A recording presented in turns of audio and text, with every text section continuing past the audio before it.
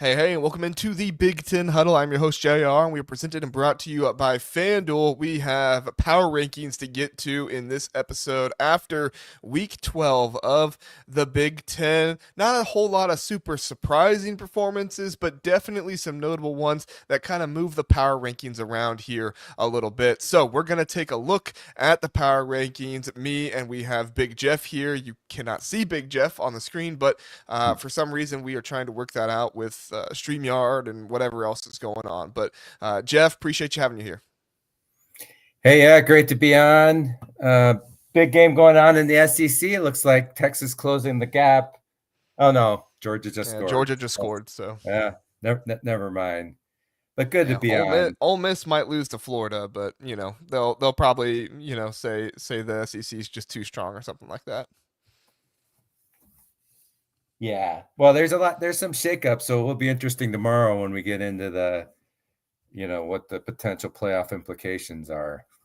Yes. Tomorrow night we will recap the week 12 of the Big Ten, and definitely get into some of that stuff and all that good stuff. So here, before we get started with the power rankings, we got Max in the chat. Appreciate you being here, Max. He says, first, Josh Pate steals the Big Ten Huddle segment on the ACC, maybe getting no CFP bids. Well, maybe he just watches the show. If he does, appreciate you watching the show there, Josh Pate. And then he reposts JR's 100% accurate, appreciate that, Max, 100% accurate analysis.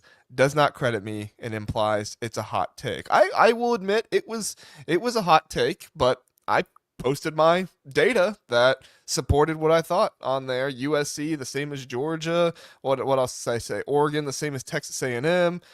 Michigan better than Texas. Michigan looks like the better team than Texas right now, especially considering what Georgia's doing to them currently. And then what was the last one I said? Was it No, I said USC. Oh, Iowa better than Ole Miss. Yeah, Iowa's definitely better than Ole Miss. If you've watched Ole Miss and Iowa this season and think Ole Miss is a better team, I can't help you.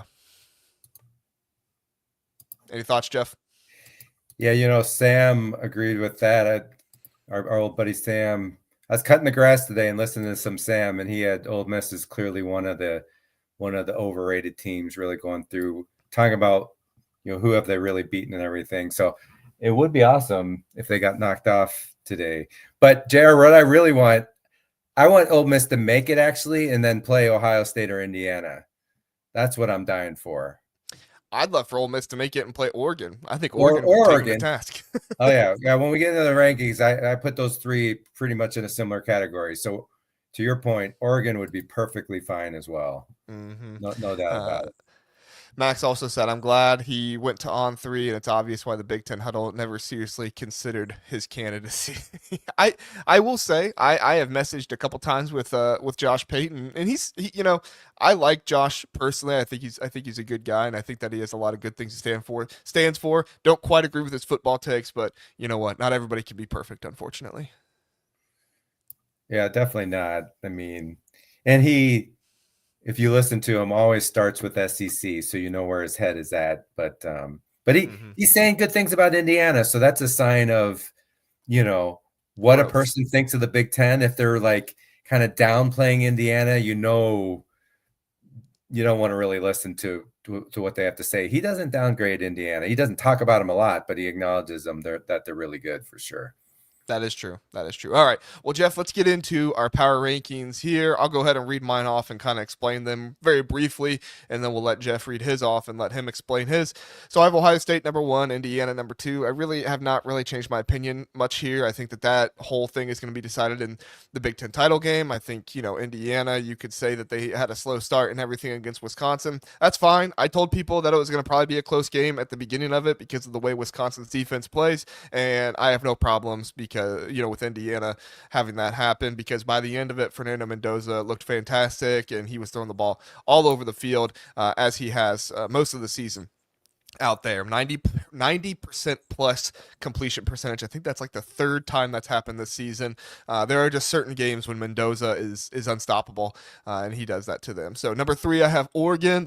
They are severely underrated. They're a top 5 team in the country, in my opinion. And honestly, I can understand maybe like a Georgia or Texas A&M. Some people might have over them, because of Georgia brand value and Texas A&M being undefeated, but Oregon takes way too much, of a hit for losing to Indiana. Meanwhile, Alabama took virtually no hit losing to Florida State and other teams. We can talk about that another time. But I'm higher on Oregon than national media. USC number 4 going to have a great game against Oregon. We'll let that be decided here next week. And then I have Illinois, Iowa, Michigan, Washington. That's probably the most controversial area, and Jeff and I have those different. So I'm excited to hear his thought process and get through mine.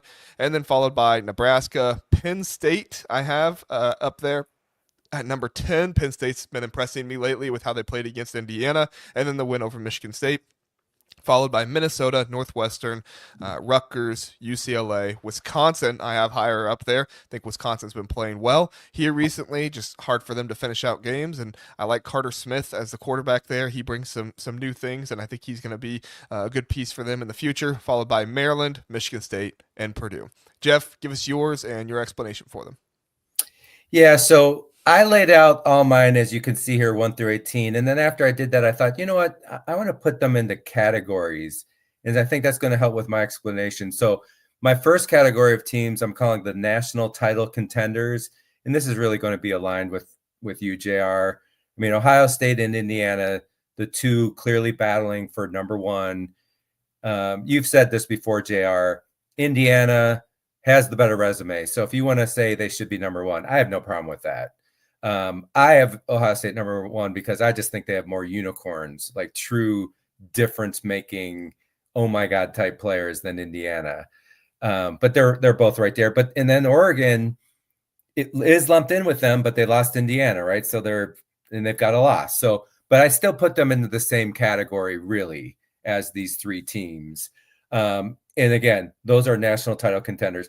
Then I'm putting 4 and 5 as your playoff contenders, I guess. So I have USC and then Michigan, USC 4th and then Michigan 5th. That is different than JR's Illinois. And I get why, JR, you have Illinois.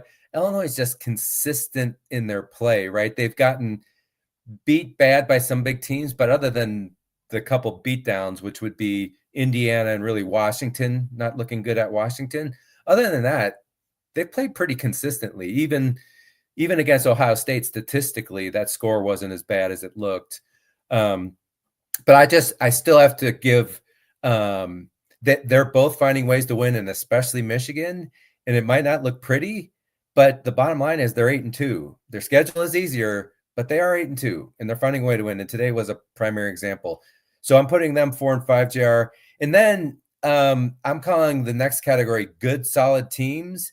And that's Washington, number 6, Illinois, number 7, Iowa, 8, Nebraska, 9, Northwestern, 10, and Minnesota, 11. All those are kind of like pretty close to each other, although I definitely put Minnesota in the bottom of that good, solid team category because basically they're real good at home and they suck on the road. I mean, on the road, Minnesota, JR, 0-4. They've lost by 13, 39, 38, and 30. So they're kind of on the bottom end of that, quote, good teams. It's kind of, if you play them at home, they're good, right? If they're not at home, they're not good. But it was a real struggle, JR, like between Washington and Illinois. I had to give Washington just the fact that they kind of kicked the crap out of Illinois at home. I had to give them some props for that. So that's why I did that. I have in my own category Penn State, number 12. They're just this anomaly now, and they're finally starting to play somewhat to their talent level. So they're almost like a wild card, JR. They're really hard to rate, right? I mean, if you look at SP Plus, they're like a 20th or 21st. They just have found ways to lose, and they've been a ton of close games. Only Ohio State was a kind of a blowout. So they're their own category. And then the last 6, JR, to me, those are like the quote bottom feeders, if you will. Rutgers 13, UCLA 14, Maryland 15, Wisconsin 16, Michigan State 17, and Purdue 18. I think the last three are definites. Rutgers, UCLA. I mean, UCLA is hard to rate because they had that terrible start, that little winning streak, and now they're back to playing kind of bad again, frankly. But I end up with like five categories of teams in essence, and then it's just a matter of how do you rank them within those categories. Yeah, I think the way you did it makes sense. I look at mine a little bit more as like who would win on a neutral field type of deal, and I kind of take into account resume a little bit. But like for me, even though Washington beat Illinois at home, with that Wisconsin loss on the road, I just immediately feel like Washington, if they're not at home, they are just an immediate fluke team. They can lose to anybody on the road, and so that's why I'm not personally going to put them up there with some of the better teams in the Big Ten. For me personally. So no issue with that. I mean, my thing for the 6 through 9s is Washington could just as easily be 9 here than 6. I mean, really, like, and you got things like Minnesota kicked the crap out of Nebraska, but that was like at home, kind of an anomaly, maybe. And in here, I have Nebraska higher just because Minnesota is like a whole different team when they're on the road. So some of these they're really hard to slot, in the middle here, I think.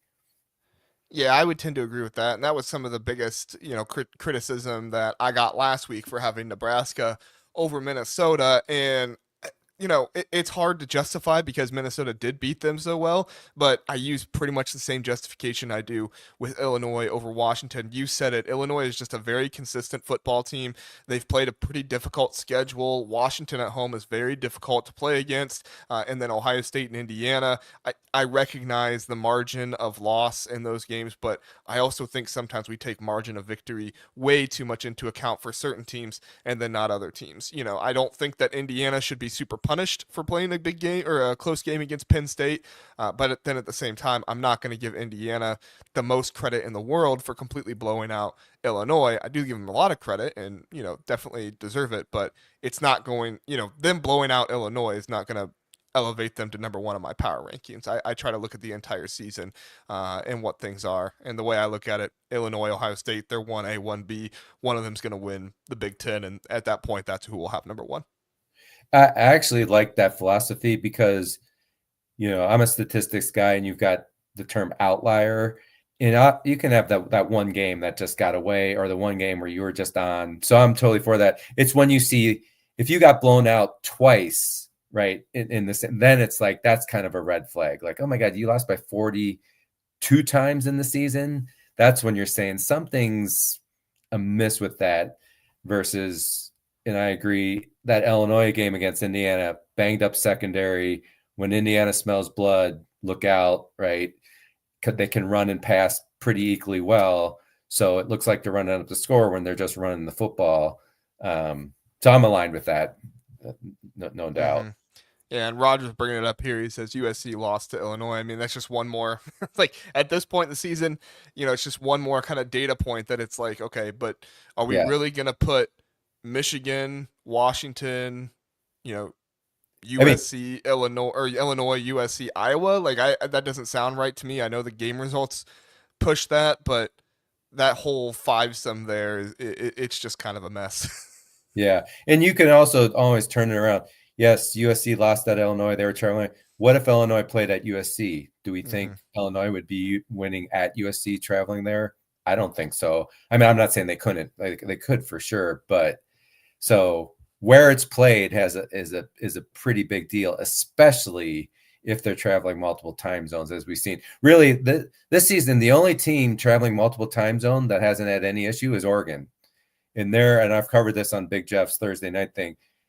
Oregon, in their 2 years in the Big Ten, they're 6-0 traveling east in the Big Ten, 6-0. So they've got to figure it out, and it speaks to that coaching staff, right? How good they are at preparing for something like that in long trips. Now let's talk about Michigan, because you have Michigan at number 5. I have them number 7. It's a small difference, but definitely something that I think deserves to be talked about. I personally felt like I was vying for Michigan quite a bit there for a while, and then they had the game against Purdue where they just failed to execute in the game. They were obviously the better team. They had the better defense. They won the line of scrimmage, all that stuff. Hey, John is here. He says like number one. Appreciate that, John. Please do like the show, everybody. Definitely helps us out. Thanks for coming in and reminding us of that, John. You're the best, man. But I also look at this Michigan team, and it's not just the close like wins, it's that I just don't feel like they're playing all that well. And Bryce Underwood, made me more of a believer today at times, but then toward the end of the game, he throws 2 picks and basically gives Northwestern the lead in that game. And Jordan Marshall went out as well. We'll see if he comes back. I mean, this team is so just riddled with injuries, and this, Bryce Underwood looking good at times, but also just underwhelming performances. I understand why you have Michigan at number 5. I think I do, based off, kind of what you said earlier. But give me some more thought process there. Did you think about putting them lower? What kind of made you have Michigan at 5? Yeah, I mean, that's a tough one because I don't disagree with all the things you're saying. And one of the challenges with these rankings is, given that they have injuries, do you rank them assuming like maybe they're not going to get Haynes back, for example? I know Marshall's injury to me was new today, so I'm going to assume he's coming back. But like, do you factor in those injuries? Because it's a pretty big deal. I do think Michigan's a much better team when they got both those guys rotating in. And we've learned, running backs just get banged up a lot. So I'm having them there, JR, mostly because it's just giving them credit for finding ways to win, despite how ugly it is. And I know you said you were a real supporter of Michigan. That's true earlier, where I always thought where you had them ranked was too high in my book, right? Like I was super disappointed in their performance against Wisconsin when Wisconsin was totally struggling, went into Ann Arbor, and it was like a 19, 20-point spread. And of course, I picked Michigan to go over the 19 or 20. So I'm kind of ticked off at them, but they only won by 14. And really, it could have been closer than that. I mean, Wisconsin was kind of there to make it a ball game. That was a red flag to me. But just to circle back, I mean, I'm giving them credit for just finding ways to win, because that's the bottom line in all these games. It is important what you look like, but if you end up consistently winning, that kind of stands on its own. Now, all that being said, if they were to squeak in the playoffs, I don't think they would do anything. I mean, unless they got lucky in the draw, I think they would get spanked. And not spanked. That's not, I mean, their defense will keep them in, but I really don't like against a really good team, Underwood, which as much as he's kind of struggled and he doesn't seem like he's reading the defense all that great, and he might not be getting the greatest coaching from that regard if you look at the history of Michigan quarterbacks. So they might be at 5, but even if they made the playoffs, unless they get that favorable draw, I don't think they do much of anything.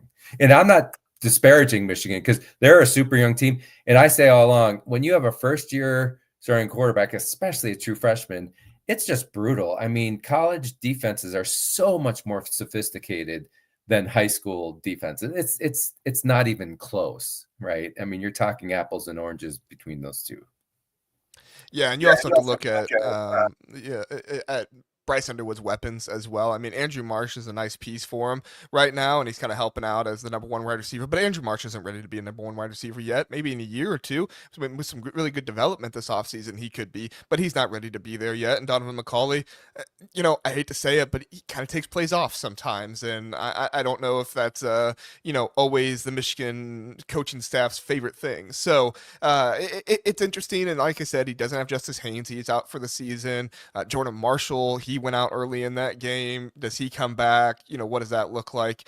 Overall, I feel like Illinois had some really tough games on the road and against the best teams in the conference. And here, these last couple weeks against Maryland, and who was it last week they played against Rutgers, they came out and showed just how good of a solid, consistent team they are. And so that's kind of why I have them up there. And then Iowa, honestly, if Iowa at least scored in the second half against USC, I probably would have put them up there against Illinois, but they definitely didn't help the whole Iowa doesn't have an offense narrative by getting completely blanked in the second half by USC. And with that offense that USC has, you're just not going to win against USC on the road or at home when you get blanked in the second half.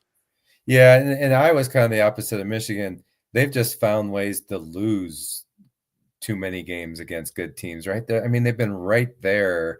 Just think of the Oregon game. I mean, a play away from beating Oregon, and think how much we've talked up Oregon, as legit. So, yeah, frustrating because I've been a big, as you know, Jay, big supporter of Iowa just because they've been the consistent team over the last kind of taken over for Wisconsin as the consistent, winning well, but not beating the top teams, but still giving you that 9 wins, 8 wins almost always,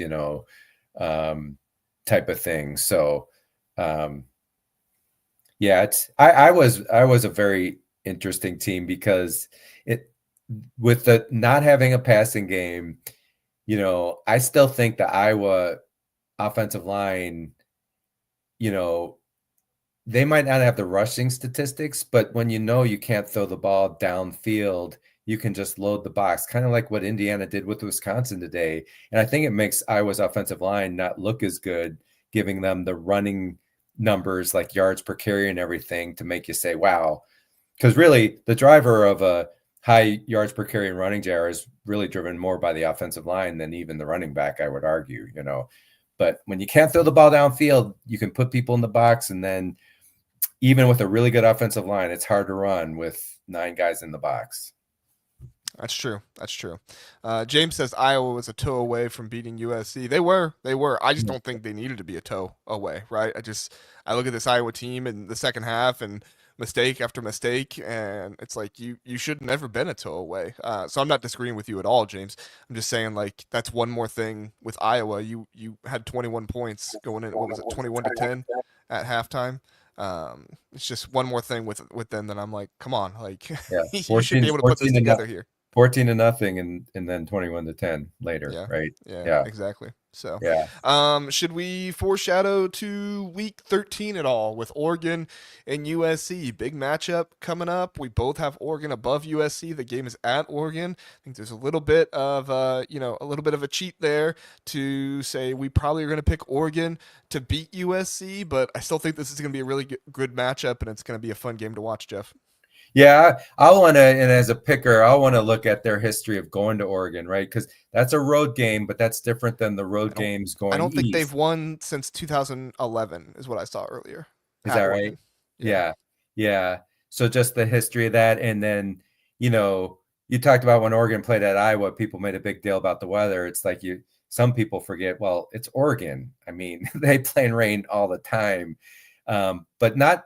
Well, I'm going to say not so much for USC, but today that actually was the case. Maybe it wasn't cold and raining at USC. And by the way, I think it's a good deal for Ohio State today that it was raining at that game because to play well in bad weather, you have to play in bad weather, right, to get used to it. So that they could have faced something like that at Michigan where you got adverse circumstances, and so that's kind of good for you. To me, the big thing in that game, Oregon's running ability, because both teams can run the ball well.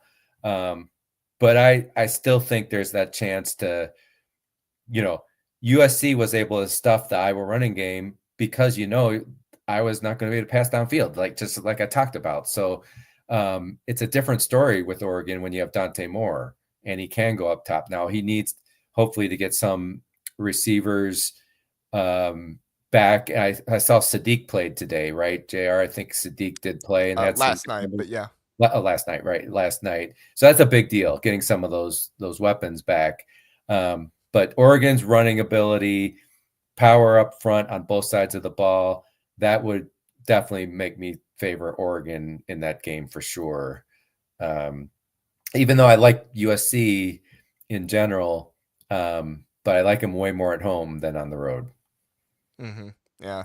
Good points. Good points. I do want to bring it up that FanDuel does have the line out for USC at Oregon, and Oregon is favored by 7.5 in that game. So I'm not really super surprised by that line based off what we saw from the Oregon Iowa line and the USC Iowa line. I could definitely see that being a touchdown game, but a 7.5 line is definitely interesting. I think that makes sense. I mean, Oregon, that's a great home environment. They clearly have a home field advantage, maybe a little more so than your standard team with how loud it is. USC, it's a good home, but it's not like super loud, I don't think, at USC. It's just their comfort level there, I guess, would be higher.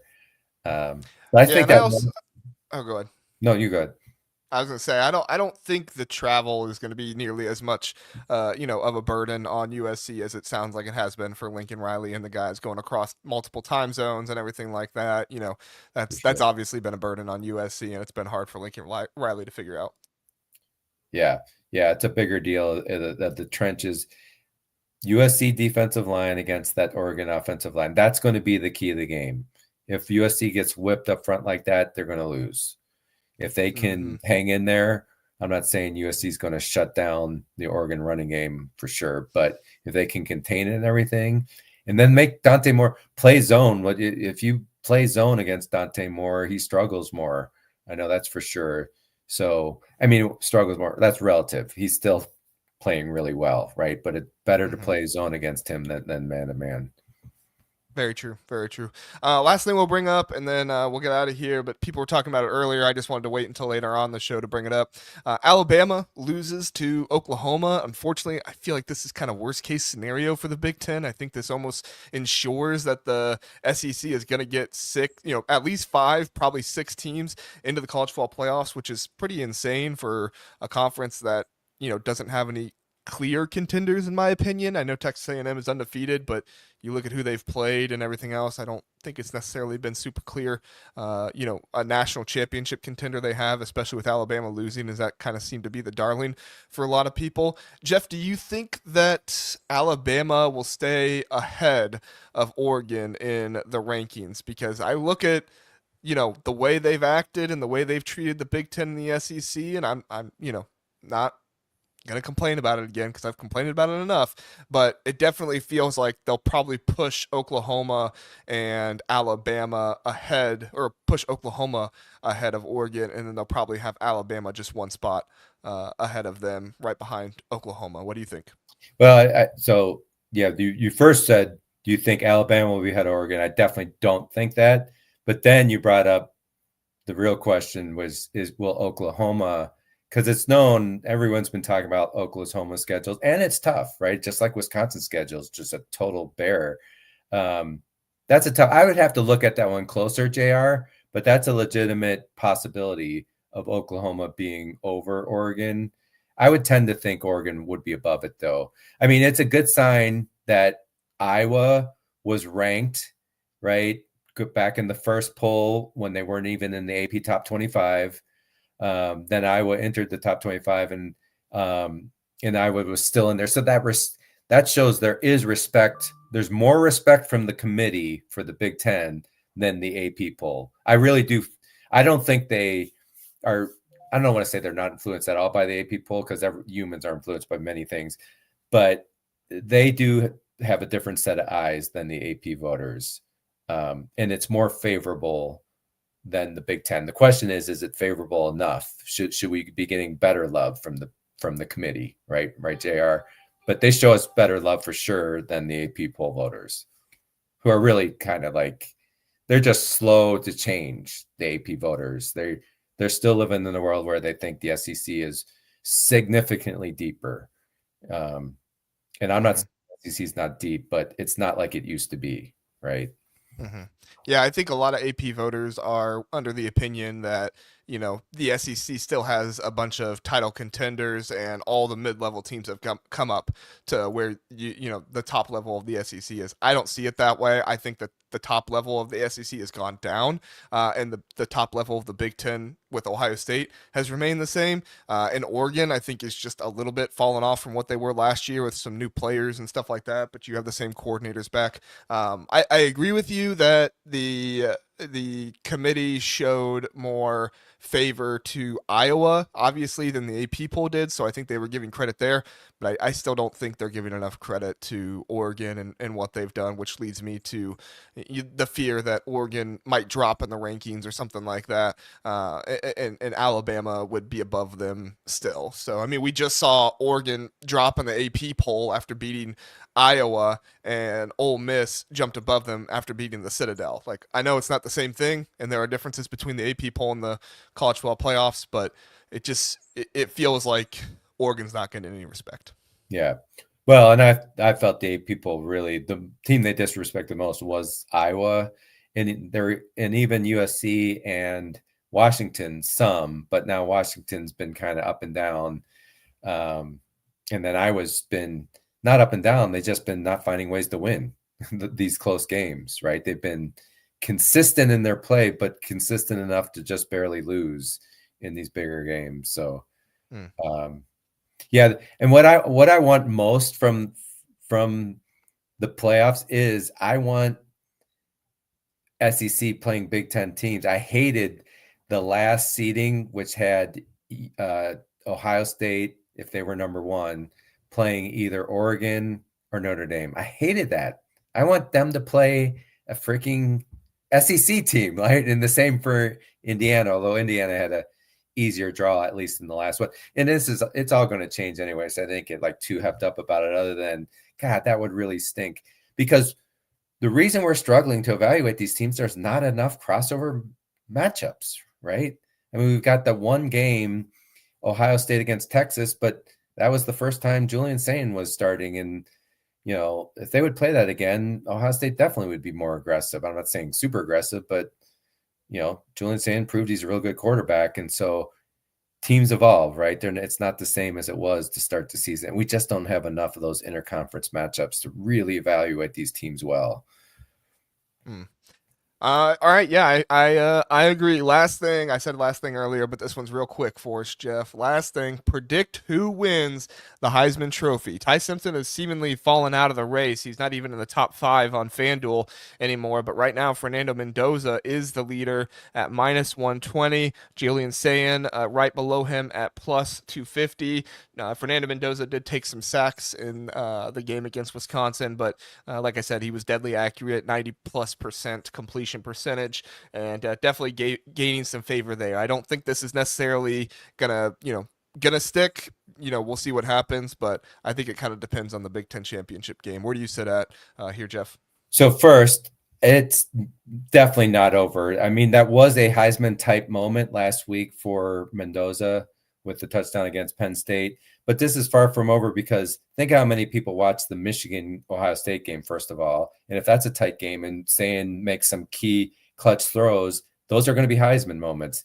And then they're going to have the head-to-head if they beat Michigan in the championship game. But if I were to have to bet on it, JR, I would choose Mendoza. And I just think, because the question would be, what if Ohio State just handles Michigan and it's a, comfortable 17-point win, and Sayan plays well, but is he going to get enough credit? And it's not a Heisman moment, you know what I mean, JR? And so then it's down to the championship game. And I also think there's a factor of, I think these voters would love to see an Indiana player win a Heisman more than an Ohio State player. I tend to agree. If I had to make a prediction for it today, I would predict Mendoza to win. Not necessarily saying that's what I want to happen. I mean, I really don't care what happens. I'm an Ohio State fan, but overall, I think it's best for the Big Ten to get respect for one of those two to win the national championship. But your final point there on the voters would prefer an Indiana quarterback to win over an Ohio State quarterback. As long as Mendoza doesn't come out and throw 3 interceptions and have a terrible game against Ohio State, I think that he probably gets the Heisman there. So that's the way I look at it. Again, not saying that's what I would pick to happen, but that is my prediction of what will happen. Right, because to me they're neck and neck, and it remains to be seen. These last games are going to be key, and then that Big Ten game is going to be huge in my book, right? And who didn't make the bad play. And I do think Mendoza is not getting enough criticism. He is from scouts that evaluate him. I can tell you that. They're hating that he's throwing in those 3 against Iowa, Oregon, and then Penn State. He's thrown 3 second-half interceptions that forced them to have to come up with a drive, right? Scouts are not liking that because that's mistakes that maybe you don't get a chance to make up But he's certainly coming through in the clutch on the other hand and saving the day. So it's still, I know Mendoza's odds greatly increased from this weekend, I think, but it could swing the other way very quickly. It's funny you say that. The odds literally just changed on FanDuel. -110 plus 220. Right. No, or I saw that. -110 for Fernando Mendoza plus 220 for Julian Sayan. Yeah. But really, that's not that big. I mean, but if you look at the third place one, JR, it's like way out, right? It's plus what, 1,000 plus or whatever. I think whoever's there, it's like it's, and that person, someone could still come out of that pack of,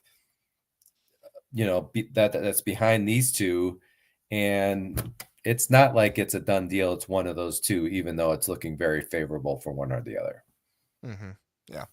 Roger's saying, but he's done this without Surratt the last 3 games. He's doing it with his number 1 wide receiver, or without his number 1 wide receiver too. Yeah, no, that's true, and I think all that's going to get taken into account. Like I said, I think Mendoza's going to win the Heisman. I think that's all going to be taken into account. Trojan Fight, what's up? Appreciate you being here. We're just finishing up right now, so we're going to be done here in a second. But I do want to say before we get out of here, Charlie Becker is awesome. There's been a few people saying him in the chat. I'm going to do an Indiana recap video once we get done here, and I'll talk plenty about Charlie Becker because he's been fantastic. Omar Cooper Jr. obviously is fantastic as well, but Charlie Becker stepping in for Elijah Surratt. It's not quite the consistent route runner and stuff like that as Surratt is, but when Mendoza needs to get the ball to him, he goes up and gets it, and he's a special player that I think is going to keep producing for Indiana even when Surratt comes back. Is Charlie Becker the next Chris Collinsworth? Remember, Collinsworth was like 6'5" and long, and like would go up and get balls and everything. Yeah, I'm aging myself with that one, although I know everyone knows who he is from announcer, but he was like this tall, rangy receiver for Florida back in the day. Mm-hmm. And you could just throw it up to him, right? And he'd go get the ball. Yep. So excited to see Indiana throughout the rest of the year, and excited to see Ohio State and eventually see them, we think meet in the Big Ten championship game, but obviously Ohio State still needs to get through Michigan, and that'll be a very interesting game as we get there. So, all right, everybody, thank you so much for listening to the Big Ten Huddle. This was our Power Rankings episode following Week 12. Let us know what you think in the comments. Like, subscribe, do all that good stuff. Helps out the channel. We're trying to reach 5,000 by the end of the season. Definitely help us out doing that. And if you're listening on podcast, 5-star rating and review, that always helps. I have never really realized how much the 5-star ratings and reviews help, but they do help so very much. And so if you would, please give us a 5-star rating and review on the podcast as well. And check out Jeff on Thursday nights live on YouTube. And then also you can see the podcast on Friday morning. But Jeff will be back with us tomorrow night as we recap everything and get ready for Zach to come back. I believe he's coming back Tuesday. Don't quote me on that. I think he flies back Tuesday, so we'll have to see for sure. But yeah, anything else, Jeff, before we get out of here? No, that's it. Looking forward to talking tomorrow. All right. Sounds good.